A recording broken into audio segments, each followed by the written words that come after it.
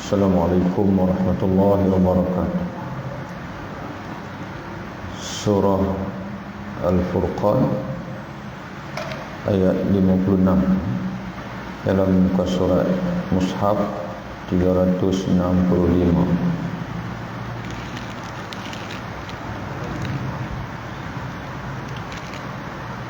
Ayat 56 hingga 62 itu adalah muqaddimah sebelum kita masuk kepada ayat tentang ibadur rahman, hamba-hamba Tuhan yang Maha Rahman. Tutup kipas belakang. Dan itu yang menjadi fokus kita adalah ibadur rahman, ayat-ayat ibadur rahman, hamba-hamba kepada Tuhan yang Maha Rahman. Sebelum itu kita baca dulu insya-Allah, ataupun kita perhatikan dulu ayat-ayat sebelum dia di mana Allah menceritakan tentang dirinya yang Maha Rahman, makna Ar-Rahman. Bismillahirrahmanirrahim. Alhamdulillahirabbil alamin. Wassalatu wassalamu ala sayyidil mursalin nabiyina wa habibina wa syafi'ina Muhammad ibn Abdullah wa ala alihi wa ashabihi wa man ihtada bihadihi wastanna bi sunnatihi ila yaumiddin, amma ba'd. Qala Allah subhanahu wa ta'ala fi muhkam tanzilih, a'udzu billahi minasy syaithanir rajim. Bismillahirrahmanirrahim. Wa ma arsalnaka illa mubasysyiran wa nadhira. Dan tidaklah kami, yakni Allah, mengutuskan engkau wahai Muhammad illa, melainkan mubasysyiran, sebagai penyampai berita gembira, wa nadhira, dan juga sebagai pemberi peringatan, menyampaikan berita ancaman atau berita yang menakutkan. Jadi yang pertama, tuan-tuan sekalian, rahmat Allah, bahkan nikmat Allah yang paling besar kepada manusia adalah mengutuskan Rasul, di mana dengan terutusnya Rasul maka Allah membimbing manusia untuk mencapai keselamatan, bebas daripada kufur, daripada syirik, dan juga manusia-manusia yang ingin berada di atas jalan yang lurus, mereka berpeluang untuk melalui jalan yang lurus, dan akhirnya mereka akan sampai kepada khabar gembira yang disampaikan oleh Rasul, iaitu syurga. Orang-orang yang beriman dan beramal saleh, mereka akan menjadi orang bertakwa kepada Allah, dan syurga disediakan Allah untuk orang-orang yang bertakwa. Wa jannatin 'arduha as-samawati wal ardh wa'iddat lil muttaqin. Syurga, kata Allah, luasnya, terbentang sekalian langit dan bumi. Wa'iddat lil muttaqin, disediakan syurga itu untuk orang-orang bertakwa kepada Allah. Jadi bagaimana manusia nak jadi orang bertakwa? Maka yang pertama, dia kena beriman, dan yang keduanya dia kena beramal saleh. Jadi bagaimana manusia nak mengetahui iman itu apa, amal soleh itu apa dia? Maka itulah Allah Ta'ala mengutuskan Rasul. Tidak akan sampai akal manusia untuk memikirkan tentang Tuhan. Jadi bagaimana dia nak beriman kalau dia tak kenal Tuhan, dan bagaimana dia nak mengenal apa perkara yang amalan-amalan yang diredai oleh Allah. Jadi sebab itulah rahmat Allah, nikmat Allah yang paling besar. Dan di sini Allah Ta'ala menyebutkan Rasul yang diutuskan, termasuk engkau wahai Muhammad. Wa ma arsalnaka, tidak kami utuskan engkau wahai Muhammad illa mubasysyiran wa nadhira, melainkan ada dua tugas kamu. Yang pertama sebagai penyampai khabar gembira, yaitu kepada orang-orang yang beriman dan beramal soleh bahawa syurga sedang menanti mereka. Wa nadhira, dan juga sebagai pemberi peringatan, pemberi ancaman bahwasanya jika kamu berdegil untuk kekal dalam kekufuran dan juga menderhaka kepada Allah, maka beringatlah bahwasanya di depan kamu ada neraka, yang neraka disediakan Allah untuk orang-orang yang kufur dan juga orang-orang yang menderhaka kepada Allah.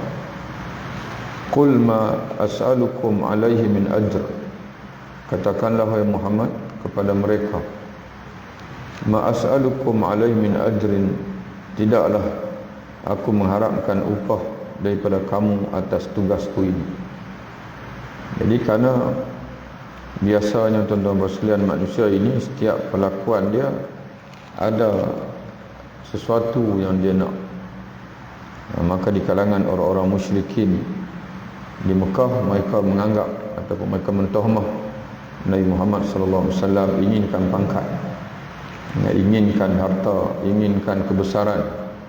Sebab itu dia beria mengajak orang menerima dia sebagai Rasul Allah. Lalu Allah Ta'ala memerintahkan, wahai Muhammad, nyatakan kepada mereka, ma as'alukum alaihi min ajr, aku menyampaikan ini, aku tidak mengharapkan apa-apa pun upah daripada kamu. Illa man sya'a ayyattakhidha ila rabbih sabila, akan tapi cukup bagiku sesiapa yang Allah menghendaki, barang siapa yang mau, ya ingin dengan apa yang aku sampaikan itu, dia menjadi tahu Tuhan yang sebenar, dan dia mengetahui daripada apa yang aku sampaikan itu, dia mengetahui jalan Allah, mudah-mudahan ayattakhidha ila rabbis sabila, dia mengambil jalan menuju Tuhannya. Itu yang aku nak. Adapun kamu nak beri upah kepadaku, tak perlu, tak payah. Kerana aku tidak nak upah daripada kamu. Upah aku Allah Ta'ala bagi, pahala, itu yang aku harapkan. Namun yang aku harap daripada kamu ialah mudah-mudahan ada di kalangan kamu ini yang dia akan melalui jalan menuju kepada Tuhan, kepada Allah. Itu saja yang aku nak. Dan itu sudah dipanggil dan sudah menjadikan aku berpuas hati. Jadi sebab itu tuan-tuan sekalian, kita perhatikan dalam hidup Nabi Muhammad SAW ini, di antara perkara yang sangat baginda duka cita apabila masih ada di kalangan orang Arab di Mekah ataupun di tanah Arab yang masih lagi enggan beriman pada Allah. Itu yang menimbulkan kegusaran dia, menimbulkan tekanan dalam hati dia. Kerana dia sayang, dia kasih. Malah tuan-tuan sekalian, kalau itu sikap Nabi kepada orang yang belum beriman, dia seboleh-bolehnya dia nak sangat-sangat semua orang beriman pada Allah, sehingga Allah Ta'ala menegur dia. Dan sehingga Allah Ta'ala menyatakan kepada baginda bahwasanya engkau, tugas kamu wahai Muhammad SAW adalah menyampaikan saja. Adapun beri taufik kepada hati manusia itu di luar daripada bidang kuasa kamu, hanya Allah Ta'ala saja. Innaka la tahdi man ahbabta walakin Allah yahdi man yasha. Sesungguhnya engkau ya Muhammad tidak akan berupaya untuk memberi hidayah. Hidayah dengan makna taufik. Hidayah di sini dengan makna taufik. Hidayah memberi petunjuk pada hati. Memberi petunjuk pada hati, engkau tidak boleh memberi hidayah, memberi taufik kepada orang yang engkau suka. Walakin Allah yahdi man yasha, akan tetapi Allah lah yang memberi hidayah, memberi taufik kepada siapa yang dia kehendaki. Jadi kalau orang biasa yang belum beriman, Nabi sangat-sangat kasih. Nabi sangat-sangat menghendaki mereka ni beriman, apatah lagi kita hamba-hamba umat dia sendiri. Maka lebih-lebih lagi lah Nabi kasih kepada kita, dan Nabi seboleh-bolehnya di akhirat nanti baginda tidak nak, dia tak mau tengok kita ni masuk neraka. Maka sebab itu bila Allah Ta'ala bagi peluang kepada dia, dia memilih sebahagian daripada kelebihan dia itu dia simpan di sana nanti, walaupun dia boleh guna ke semua sekali. Dan Allah Ta'ala offer, kalau kamu nak wahai Muhammad sallallahu alaihi wasallam, aku boleh jadikan separuh daripada umat kamu ahli syurga. Mana tak payah, maknanya tak payah susah-susah. Kamu tak payah susah fikirlah, separuh umat kamu ahli syurga. Tapi separuh lagi neraka. Nabi dia tak nak, dia pilih, berilah ya Allah untuk aku beri syafaat kepada umatku siapa yang aku nak. Itu yang Nabi pilih, walaupun dia tak tahu apa. Jadi sebab itu Nabi menyebutkan dalam sunan, dalam hadis, bagaimana hadis dalam Sunan Ibnu Majah, yang kata Nabi SAW, syafaati li ahli al-kaba'ir min ummati, syafaatku adalah untuk orang-orang yang berdosa besar dari kalangan umatku. Kita ni tuan-tuan bersekalian, kalau dah berdosa tu biar pergi lah. Kalau biasa kadang-kadang bahasa kita biar lingkup pergi, siapa suruh buat dosa. Tapi Nabi tak, Nabi sebut syafaati li ahli al-kaba'ir min ummati, syafaatku untuk orang-orang yang berdosa besar dari kalangan umatku. Makna Nabi dia nak tolong kita sehabis-habisnya, walaupun kita ini hadir di sana nanti sebagai orang yang berdosa, bukan dosa kecil, dosa besar. Nabi kata aku akan beri syafaat kepada dia. Tuan-tuan dan puan Allah Ta'ala sekalian, ini semua ayat-ayat yang menggambarkan kepada tingginya rahmat Allah, tingginya rahmat Allah Subhanahu wa Ta'ala, mengutuskan Rasul. Dan juga apatah lagi Rasul yang diutuskan itu adalah Nabi Muhammad SAW, yang sangat tinggi simpatinya, kepada manusia, termasuk kepada umat dia sendiri. Wa tawakkal 'alal hayyil ladzi la yamut, dan bertawakkallah kamu wahai Muhammad kepada al-hayy, Tuhan yang maha hidup, alladzi la yamut, yang tidak akan mati.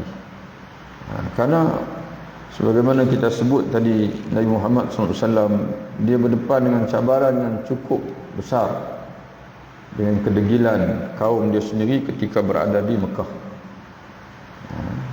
Jadi sebab itu Allah Ta'ala menyatakan, kamu sampaikan saja oleh Muhammad, sampaikan saja, dan selebihnya itu bertawakallah kepada Allah Tuhan yang maha hidup. Wa tawakkal 'alal hayyil ladzi la yamut. Jadi konsep tawakal ni tuan-tuan sekalian, apa tujuan tawakal? Tawakal ini bagaimana kita selalu sebut dalam bahasa kita pun, kita guna bahasa wakil, wakil, wakalah. Saya wakilkan kepada kamu. Wakil ni sebab apa tuan sekalian? Ada beberapa sebab. Di antaranya kerana kita tak pandai. Bila kita tak reti satu urusan itu, maka kita wakilkan kepada orang yang pandai. Kita wakilkan kepada peguam untuk membela kita. Sebab itu peguam ni konsepnya adalah wakalah.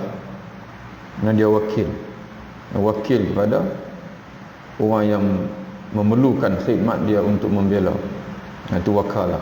Jadi upah yang dia ambil kepada kita pun upah wakalah. Itu dari segi fiqh. Oleh sebab kita ni tak boleh nak urus sendiri satu urusan itu, maka kita wakilkan.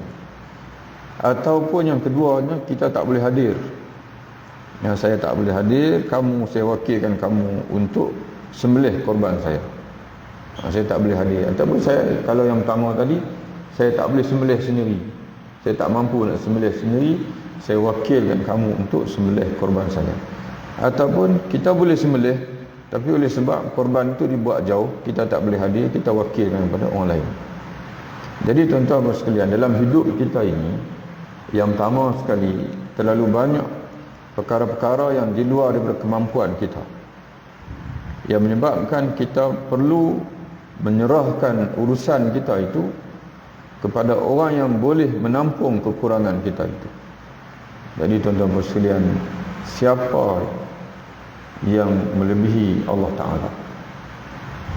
Kalau manusia yang lain penuh dengan kekurangan, dia macam kita juga. Cumanya dia ada sikit kelebihan pada satu sisi yang kita tak ada kelebihan itu. Tapi pada waktu lain pula, pada sisi lain pula, tuan-tuan sekalian, dia ada kekurangan-kekurangan yang lain. Mungkin dia pandai dari satu aspek, tapi bila dia nak tolong kita, dia sangkut dengan benda-benda lain pula. Dia sangkut dengan perkara-perkara yang lain pula. Tapi Allah Subhanahu Wa Taala, sebagaimana kita sebut bahwasanya dialah Tuhan yang Maha mengetahui, dan dialah Tuhan yang Maha berkuasa, dan dialah Tuhan yang Maha berkehendak. Tidak ada apa pun yang berlaku di alam ini yang boleh terlaksana melainkan kalau dia nak laksana. Dan satu lagi tuan-tuan sekalian, Allah Taala sebut di sini, bila kita bertawakal pada Allah, kita serahkan urusan kita kepada Allah, Allah Taala ini allazi la yamut, zat yang maha hidup, yang tidak akan mati selama-lamanya. Kalau kita serahkan urusan kita kepada makhluk, antara dua lah, kita mati dulu ataupun dia mati dulu. Bila kita mati dulu, kita masuk alam sana, dia tak boleh tolong kita dah. Ataupun dia mati, dia mati dulu, mana dia tinggal kita seorang-seorang, nak kena cari orang lain pula untuk bantu kita dan sebagainya. Tapi kalau kita serahkan urusan hidup kita kepada Allah Subhanahu Wa Taala, allazi la yamut, al-hayyul ladzi la yamut, Tuhan yang maha hidup, allazi la yamut, yang tidak akan mati selama-lamanya. Jadi sebab itu tuan-tuan sekalian, Nabi sendiri pun sallallahu alaihi wasallam pesan dekat kita, ihfazillah yahfazka, jagalah Allah, Allah akan jaga kamu. Itu konsep dia. Jagalah Allah, Allah akan jaga kamu. Fadhkuruni azkurkum. Allah Ta'ala pula dia janji dekat kita, kamu sekalian ingatlah daku, kata Allah, azkurkum, aku akan ingat kamu. Wa aufu bi ahdi ufi bi ahdikum, tunaikan janji kamu kepadaku, aku akan tunaikan janjiku kepadamu. Maknanya itu semua tuan-tuan sekalian, benda. Sebab itu sekarang ni kita jangan tanya Allah Ta'ala nak tolong kita ke tak, Allah Ta'ala ni dia sayang kat kita ke tak. Yang kita nak kena tanya tu, kita ingat dia ke tak, kita tunai tak janji kita dekat dia. Dia tak pandai mungkir janji. Allah Ta'ala ni dia tak erti mungkir janji. Innallaha la yukhliful mi'ad. Kalau dia janji, dia tetap akan tunai. In tansurullah yansurkum, in tansurullah yansurkum wa yusabbit aqdamakum. Jika kamu menolong Allah, Allah akan tolong kamu, yakni menolong agama Allah, Allah akan tolong kamu, wa yusabbit aqdamakum, dan dia akan meneguhkan aqdam, tapak-tapak kaki kamu.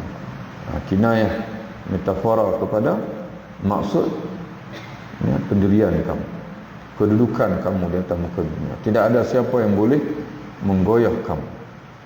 Ini tuan-tuan sekalian, ini mukadimah sebelum kita masuk ibadur rahman, hamba Tuhan yang maha rahmat. Kita ni kalau kita tak kenal Tuhan yang maha rahmat, jadi kita tak ada semangat nak jadi hamba dia. Alah ni jadi hamba Allah Ta'ala juga, tapi tak berapa nak semangat. Hamba tak. Hamba ni dia setia dengan Tuhan dia, dia tak erti nak bangkang Tuhan dia. Tapi kita ni setia waktu sembahyang saja, habis sembahyang dah tak setia dah. Macam-macam dah kita buat yang bercanggah dengan apa yang Allah Ta'ala redha. Dah masuk dalam daerah kemurkaan Allah Ta'ala. Bila ada perlakuan-perlakuan, percakapan, apa yang kita tengok, apa yang kita dengar yang tidak direstui, tidak diridai oleh Allah, maka kita bukan hamba pada ketika itu. Sekarang ni nak jadi hamba tu. Sebelum itu Allah Ta'ala intro, yang dia bawa dulu untuk kita kenal dia macam mana. Wasabbih bihamdih. Itu yang pertama, bertawakal. Allah Ta'ala suruh Nabi Muhammad sallallahu alaihi wasallam, suruh Nabi Muhammad macam suruh kita jugalah, sebab kita umat dia. Pertama tawakal. Kemudian kata Allah, wasabbih bihamdih, dan bertasbihlah dengan memujinya. Bihamdih. Oleh sebab itu tuan-tuan sekalian, di antara zikir yang diajar oleh Nabi SAW kepada kita ialah subhanallah wa bihamdih. Subhanallah wa bihamdih. Dalam sembahyang subhana rabbiyal a'la wa bihamdih. Subhana rabbiyal azim wa bihamdih. Subhana rabbiyal azim wa bihamdih ketika mana dalam rukuk kita, kemudian dalam sujud subhana rabbiyal a'la wa bihamdih. Sebab itu kata Imam Syafi'i rahimahullah, sekalipun di sana ada zikir-zikir lain, ada zikir-zikir lain yang boleh kita baca, tapi kata Imam Syafi'i, dan seboleh-boleh jangan tinggal yang ini. Kalau nak tambah, tapi yang ni jangan tinggal. Subhana rabbiyal azim, kalau dalam Bukhari Muslim dia tidak ada wa bihamdih, tapi dalam Sunan, kalau tak silapnya Sunan Abi Daud dan Sunan Nasa'i ada tambah wa bihamdih. Dan sahih, hasan. Dulu ni orang kata dhaif. Waktu anak kecil dulu, kalau mendengar dulu ni, ada orang kata kita duduk di Perlis ni dia tak terikat mazhab Syafi'i.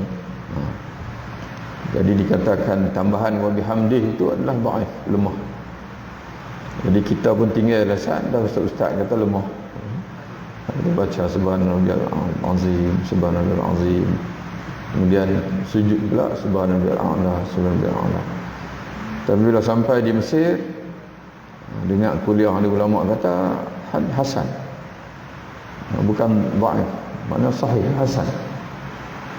Kita pun kata tak apalah, nanti balik di Mesir nanti nak cerita dekat orang Perlis kata bukan dhaif.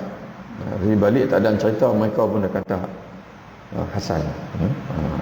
Sebab itu tuan-tuan sekalian, kita ini dalam masalah hadis ini, utama sekali hadis-hadis yang telah dimasukkan oleh ulama muktabar, contohnya macam Imam An-Nawawi dan fuqaha dalam mazhab, dan mereka sebut hadis itu, walaupun kadang-kadang mereka tak sebut dari segi sanad, dari segi tafsir dan sebagainya, mereka sebut mana hadis itu hadis yang ma'ruf di sisi fuqaha. Jangan cepat-cepat kita nak hukum kata dhaif dan sebagainya, kerana tuan-tuan sekalian, sebenarnya banyak lagi kitab-kitab hadis yang masih dalam bentuk makhtutat, dalam bentuk tulisan tangan, belum dipublish.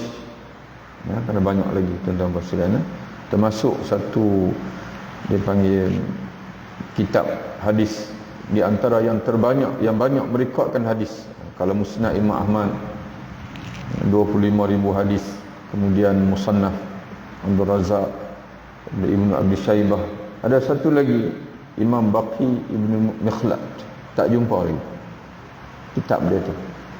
Baqi Ibnu Mikhlad dikatakan ada 20,000 hadis lebih dalam tu, tapi tak dijumpai.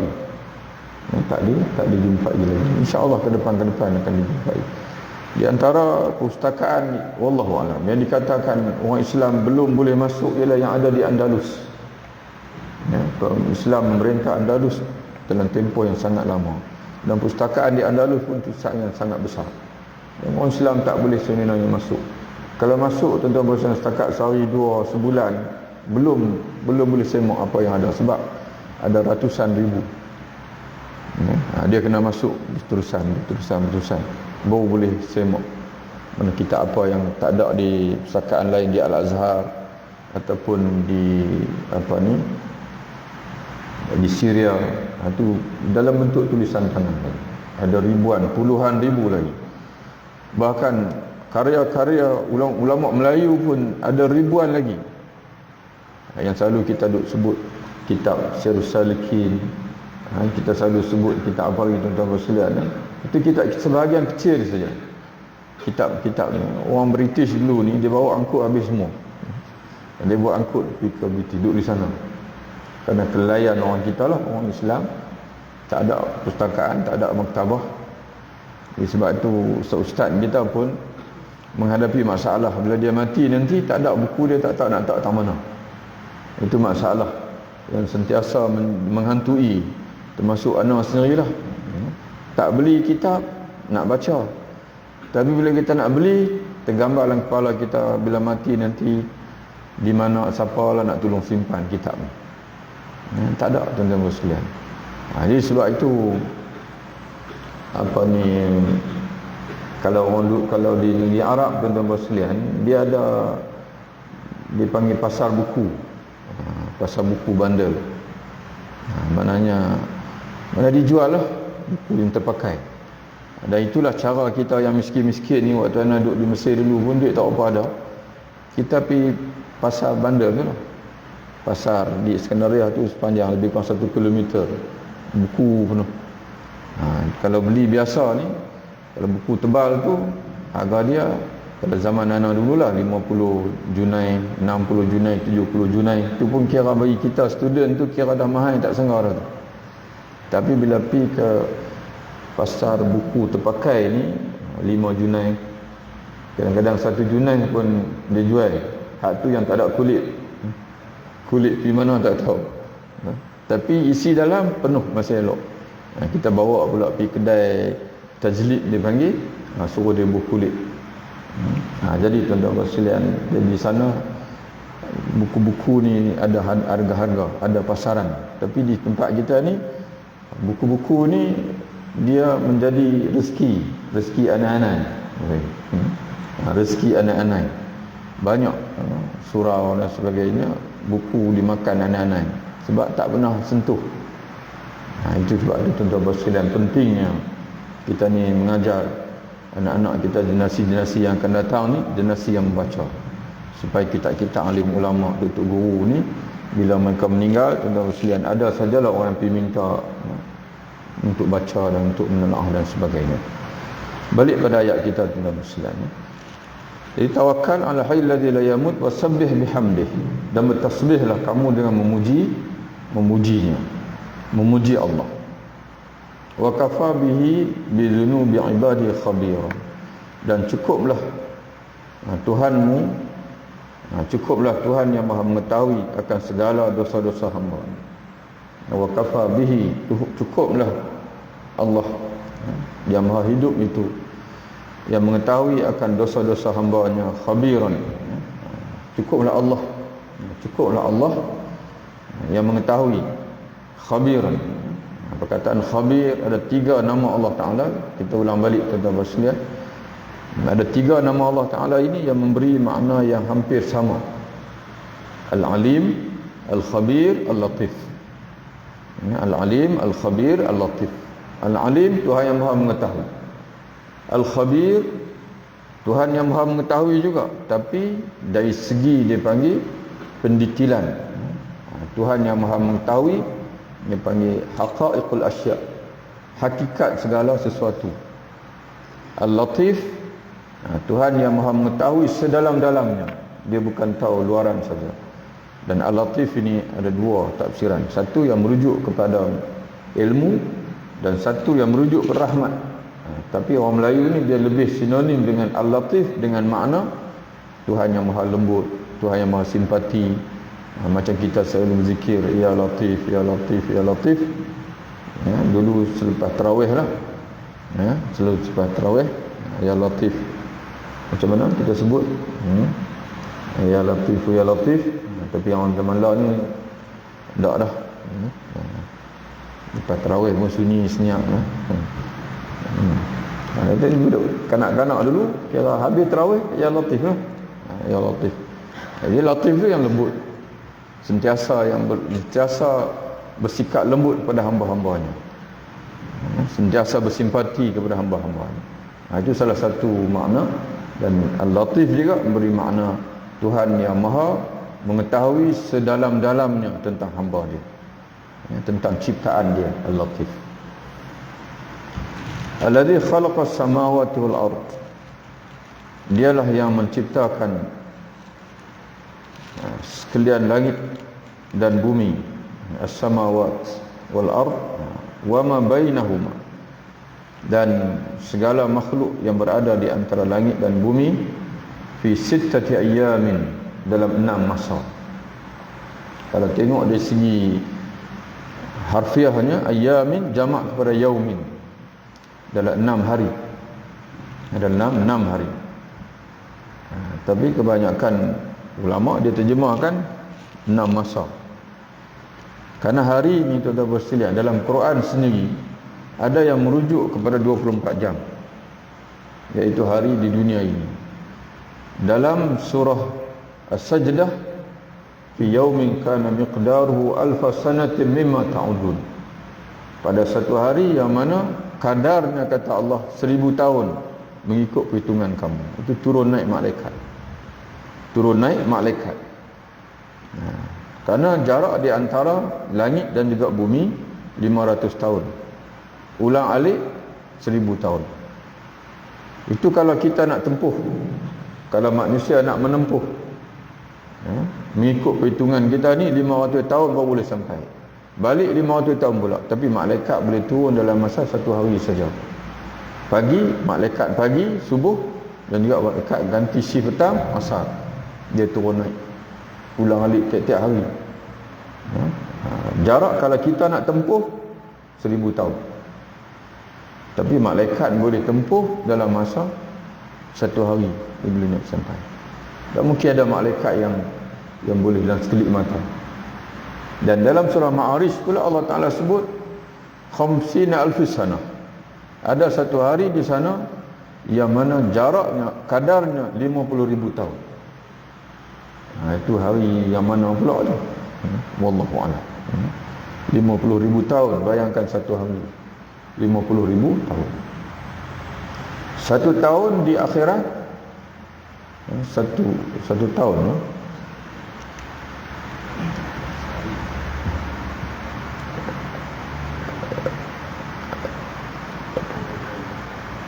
satu hari di akhirat 1000 tahun. 1000 tahun.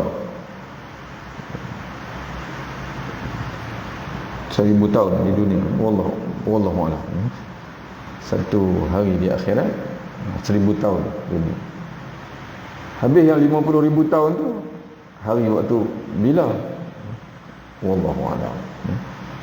Tapi sebahagian tafsir menyatakan bahawa itu hari tempoh menunggu orang kafir di mahsyar. Kalau orang beriman, tak lebih satu waktu semayang, selesai semua sekali dah boleh masuk syurga dah. Tapi orang kafir, dia seolah-olah berada di situ 50,000 tahun dengan penuh penyiksaan. Sebagaimana orang Melayu kata, penantian itu satu penyiksaan. Kalau kita ni duduk dalam nikmat, tuan-tuan bersekalian, sedang tak sedang pagi dah lah. Itu jenis maknanya lena jerak. Lena jerak. Tak ada nak risau apa-apa. Letak kepala saja, seronok tuan-tuan bersekalian, hujan pula. Silat-silat air bulan, subuh pun terlepas. Punyalah tenang.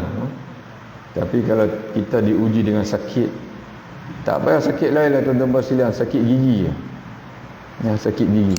Duk tunggu bila lah pagi, bila lah nak pagi, nak pergi klinik gigi, nak cabut gigi. Penantian satu penyiksaan. Jadi begitulah tuan-tuan, bayangkanlah orang kafir, dia menunggu selesainya urusan di mahsyar 50,000 tahun. Tapi orang beriman tidak lebih daripada satu waktu salat. Tiba-tiba dah selesai dah nak masuk syurga dah. Itu nikmat Allah Ta'ala berikan kepada hamba-hamba yang beriman. Sebagian mufassir dia sebut begitu, 50,000 tahun, iaitulah tempoh penantian orang-orang kafir di mahsyar, di akhirat nanti. Wallahu a'lam bissawab. Summa stawa 'ala 'arsy, kemudian dia beristiwa di atas arasy. Setelah selesai Allah Ta'ala menjadikan sekalian makhluk ini, dan makhluk yang terakhir sekali dijadikan adalah Adam alaihissalam. Itu makhluk yang paling akhir sekali, spesies makhluk yang terakhir. Summa stawa 'ala 'arsy, kemudian Allah beristiwa di atas arasy dengan maksud yang layak bagi Allah. Arasy itu ialah singgasana raja, itu arasy, sarirul muluk, itu arasy. Tapi kita nak tafsirkan sebagaimana yang kita biasa, yang kita gambarkan kepada makhluk, itu laisa kamitsli syai'. Allah Ta'ala sendiri sebut Tidak ada yang serupa dengan Allah. La tudrikul absar wa huwa yudrikul absar. Pandangan-pandangan tidak dapat memahami Allah Ta'ala. Dan begitu juga tuan-tuan sekalian, mana tak dapat digambarkan. Jadi sebab itu kita nak sebut macam mana bila sebut summastawa al-arsy, kemudian Allah beristiwa atas arasy, kita ambil pahala baca saja. Tak perlu kita nak tafsirkan, kata ulama salaf, tak perlu kita terjemahkan. Walaupun dalam terjemahan banyak diterjemahkan, kemudian Allah bersemayam di atas singgasana.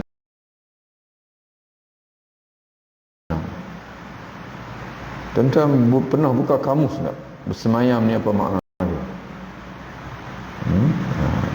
Bersemayam ni maknanya Allah menetap. Bersemayam ni mana menetap. Jadi sebab itu tuan-tuan sekalian, kita yang mazhab Asy'ariyah, kalau dah bersemayam makna itu, kita tak boleh sebut. Sebab mazhab Asy'ariyah, dia Allah Ta'ala ini tidak boleh disebut tempat.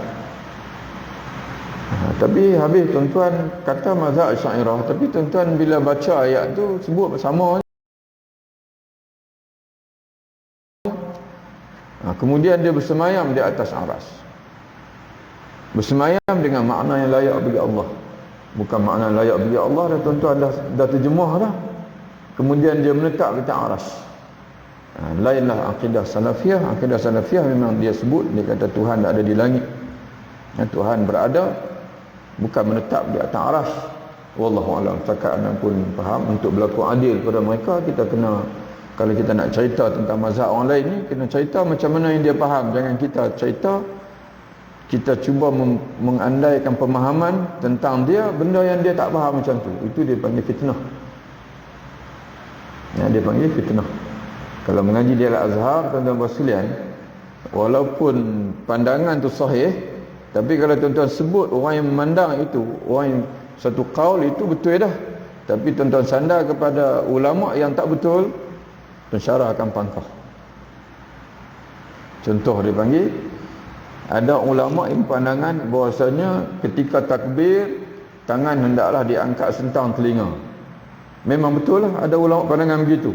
Tiba-tiba tuan-tuan tulis itu, iaitu Imam Ahmad bin Hanbal. Mana tuan-tuan sandar salah Imam Ahmad bin Hanbal takat ni je. Yang betul Imam Syafi'i. Jadi dia akan pangkah. Bapa salah. Walaupun 4 betul, patut boleh dapat lah. Kalau markah dia 10, patut bagi dah 5, dah kosong. Sebab kita, kalau bahasa kasar kita kata, berbohong lah. Menyandarkan satu pandangan kepada seorang yang dia tak sebut pun pandangan macam tu.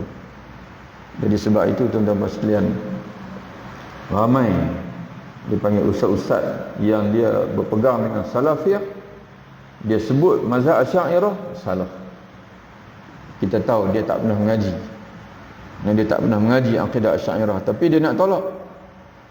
Tuan-tuan sekalian, Imam Al-Ghazali rahimahullah, bila dia mendengar ahli-ahli falsafah ini menyebut benda yang salah, yang batin, tak akidah, di antaranya alamnya qadim dan sebagainya, dan dia rasa dia perlu untuk menjawab, menulis, menolak pandangan-pandangan falsafah ini, tuan-tuan sekalian, dia ambil masa 3 tahun untuk belajar falsafah. Selepas tu baru dia tulis buku. 3 tahun, sehingga kan dikatakan dia tulis falsafah itu, dia lebih memahami falsafah daripada ahli falsafah zaman dia sebenarnya. 3 tahun. Selepas tu baru dia tolak, baru dia tulis tolak. Orang hari ni tak ada mengaji lagi, tolak dah. Kadang-kadang baru baca tajuk, baru baca tajuk, siap tolak dah. Bila dia tolak, orang bertanya, hak yang kamu sebut tadi, saya dah sebut dah dalam tulisan. Oh, sebut dah tak? Oh, minta maaf lah, saya tak baca, saya baru baca tajuk. Orang zaman hari ni. Di antaranya dia kata, Asy'ariyah ni kata Allah Ta'ala ni berada di mana-mana. Tidak, tuan-tuan sekalian. Ada, tuan-tuan tengok dalam YouTube, ada seorang ustaz ni lah, dia sebut, dia tolak. Dia kata pandangan pelik. Tengok ulama-ulama Asy'ariyah, bila kita kata Tuhan berada di langit, di atas, dia tolak. Tapi dia kata Tuhan tu berada di mana-mana, tak apa pula. Asy'ariyah mana tuan-tuan sekalian yang kata Tuhan ni berada di mana-mana? Tempat ni tuan-tuan ciptaan Allah. Allah ni dia tidak terkait dengan apa-apa ciptaan dia. Itu boleh panggil. Sebab itu Allah Ta'ala tidak boleh disebut ada masa dan ada tempat. Allah tidak boleh dikaitkan dengan tempat juga masa. Kerana masa ciptaan dia dan tempat itu pun ciptaan dia, makhluk. Dia tidak laisa kamitsli syai'. Dan juga qiyamu ta'ala binafsih. Allah itu berdiri sendiri, termasuk makna berdiri sendiri itu ialah dia tidak bergantung kepada tempat. Macam kita ni kalau tak ada tempat jatuh tak mana tak tahu. Jadi sebab itu tuan-tuan sekalian kena, walaupun tak ada kaitan sangat dengan ayat kita ni, tapi kita nak peringatkan begitulah, sama ada kita sendiri ataupun orang lain lah nak bercakap tentang kita, kena faham, dan kita sendiri nak bercakap tentang orang lain pun kena faham dulu. Kalau tidak, tak payah bercakap, maknanya tu lebih selamat. Jadi tuan-tuan sekalian, semastawa al-ars, kemudian Allah beristiwa di atas aras, mana apa itu? Wallahu a'lam. Kita ambil pahala baca saja. Dan itu pandangan salafus salih. Ayat-ayat mutasyabihat ini kita membacanya, tak perlu kita mentafsirnya, kerana takut bimbang, takut tersilap. Yang silap kalau sama-sama kita tak apalah, tapi silap tentang Allah Ta'ala ini, tuan muslimin, dia menjadi orang panggil apa? Pendustaan terhadap Allah Ta'ala. Ar-Rahmanu fas'al bihi khabira. Dialah Tuhan yang Maha Rahman. Fas'al bihi, maka kamu bertanyalah berkenaan dengan dia itu, khabiran, kepada orang yang benar-benar mengerti tentang dia. Ini sebab itu tuan-tuan sekalian, tentang Allah Ta'ala ini jangan kita bercakap dalam keadaan maknanya benda itu tak betul. Sebab itu Allah Ta'ala kata fas'al bihi khabiran, bertanyalah tentang dia Tuhan yang Maha Rahman ini, khabiran, orang yang mengerti tentang Allah, tentang dia. Siapa tuan-tuan sekalian yang mengerti tentang Allah ini? Tidak ada yang lebih mengerti tentang Allah melainkan Allah Ta'ala sendiri. Maka sebab itu sebaik-baik ilmu tentang Allah Ta'ala ini ialah ilmu yang kita dapat daripada Rasul. Allah Ta'ala bagi tahu Rasul Nabi Muhammad, Rasul kita Nabi Muhammad SAW, dan Rasul bagi tahu kepada sahabat, sahabat bagi tahu kepada tabi'in, tabi'in beritahu kepada tabi'in. Jadi sebab itu tuan-tuan sekalian, ilmu akidah ini mesti kita pelajari daripada guru. Diambil daripada guru yang mutqin, yang alim, yang mutqin dia panggil, bukan sebarangan. Dan sebaiknya tuan-tuan sekalian, oleh kerana kelemahan orang zaman hari ini dari segi akidah mengenal Allah ini, tuan-tuan jangan pelajari daripada seorang guru saja. Bagi ramai guru lagi bagus. Maknanya kalau seorang guru macam tuan-tuan macam kita duduk sembang-sembang ni, ada sikit kadang-kadang bukan sengaja silap, dia panggil zullatul lisan, dia panggil lidah tu tergelincir, dia panggil tersilap sebut, dia nak sebut lain dia sebut. Itu tuan-tuan mengaji dengan orang lain pula, macam mana Ustaz Nan sebut begitu, Ustaz kita sebut begini. Kita boleh tanya balik, boleh tanya balik, Ustaz sebut begini, tapi saya dengar kuliah yang lain dia sebut begini. Maka dia kata, kita pun dengar balik, oh saya silap, saya bukan sebut begitu, saya silap. Jadi begitu tuan-tuan silap. Tapi masalah kita hadapi sekarang ni, kadang-kadang ada ustaz dia pantang. Jadi kita pun minta kat ustaz kita tak payahlah pantang. Maknanya biarlah orang nak tanya tu, tak payahlah ambil hati. Tapi tuan-tuan kena tanya dengan, janganlah tanya tuan-tuan nak uji dia, nak tengok terang mana sangat dia ni. Yang tu hilang keberkatan. Kalau itulah dia panggil tuan-tuan hadir untuk menduga ustaz, ulama. Kata Imam Syafi'i, ilmu seperti air, air hanya akan singgah di tempat yang rendah. Jadi sebab itu kita ni bila dia air ni daripada tempat tinggi, dan dia akan singgah tempat yang rendah. Jadi kalau kita korek telaga, dia singgah telaga kita. Tapi kalau kita tak korek apa-apa, tak buat pembentuk, tak korek tempat yang rendah, dia akan teruslah. Sebab itu air paling banyak sekali sampai di laut, kerana lautlah muka bumi yang paling rendah. Jadi Allah Ta'ala ini akan bagi ilmu ni kepada kita kalau kita merendah diri. Kita rasa kita tak ada apa, kita ni tak ada ilmu, insya-Allah ilmu akan singgah dekat kita. Tapi kalau kita hadir untuk menduga ustaz, menguji ustaz, kita akan kekal dalam kejahilan sampai bila-bila. Boleh tanya tuan-tuan sekalian, tapi dengan penuh beradab, minta izin dulu. Boleh tak saya nak tanya ustaz? Dan kalau benda-benda yang kesilapan, jangan tanya depan orang, nanti jatuh maruah dia. Tanya depan seorang-seorang. Ustaz mengajak kemarin ni, saya rasa macam ada sikit keliru. Kerana saya duduk mengaji dengan ustaz lain, dia sebut gini-gini. Dia tanya lah, dia sebut begitu. Oh betul, keliru sungguh. Jadi alhamdulillah, mana tuan-tuan membantu dia untuk membetulkan kesilapan dia. Masuklah, tak lagi. Masuklah. Kita berhenti di situ. InsyaAllah minggu depan kita sambung lagi ayat 56 sampai 77. Lagi tak jumpa 77, tak boleh berhenti. Itu baru penamat ayat Ibadur Rahman. Ini baru muqaddimah kepada Ibadur Rahman. Wallahu a'lam bissawab. Assalamualaikum warahmatullahi wabarakatuh.